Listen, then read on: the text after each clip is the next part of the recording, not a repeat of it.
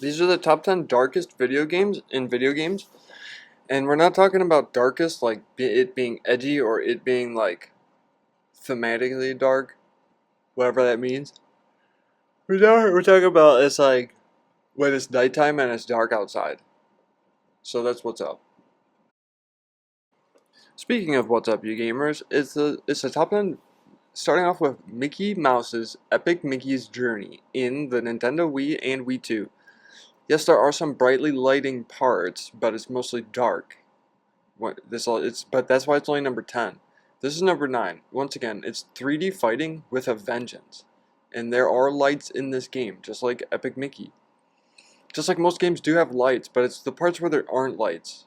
You see how the shadows are extra super dark back there? That's because it's the Crow. And the Crow's a very dark game. Look at that. You gotta brighten up the contrast all the way up just to even see anything. This next one is the number 8 game. It's the legacy of the number 8 game of Kane. And it's, once again, dark. It's very dark. The movie menu, very dark. When you're walking around inside of caves, the caves are also pretty dark. And different buildings and stuff. Everything is dark. Dark shading. That's Legacy of the Soul Reaver Kane for the PlayStation. Or the Kane Station. This is it's the number 7 darkest one, is whatever this game is. Oh, what is this game? This game's probably like, it looks like a different kind of Resident Evil or something. What does this game look like? Oh, it's from Crown County. And it's very dark. See, on the outsides of the game, it's very dark. This next one is another dark game, and it's from Night in the Woods, where they never had a chance. It's, yes, you can have fires in the dark, but see when he's running around, and when they're inside those buildings, there's not a whole lot of lighting, and they're outside, which is really dark. And now we're getting into the even more really dark games, just like this one. It's called The Haunted House.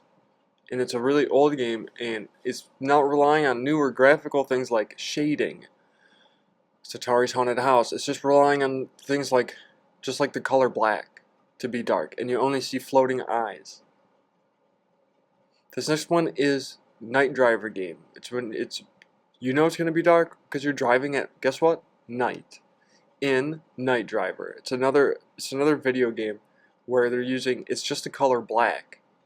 But that is dark. You see how dark it is when you're driving on the road?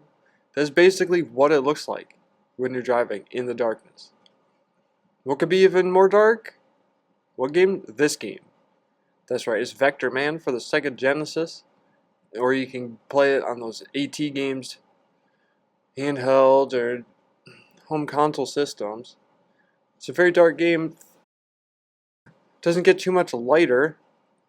Even when there's big bright lava volcanoes and stuff, it's always dark. You start off in a very dark jungle level game.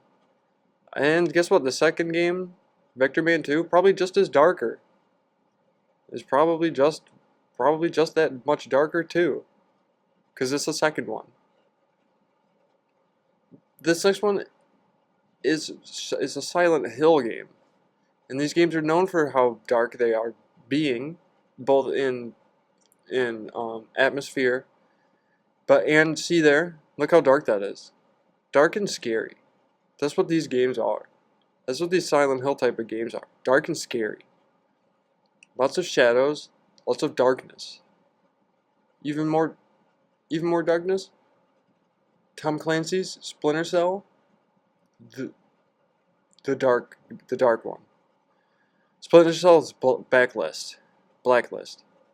It's blacklist because that's how black it is. It's so darkness, even in London, and at nighttime when you're climbing around. How do you even see where he's going? How can you even see where you're going in this game? That's how dark it is. How do you reach the basement level? How do you even see?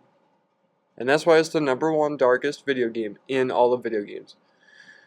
Thank you for joining me today.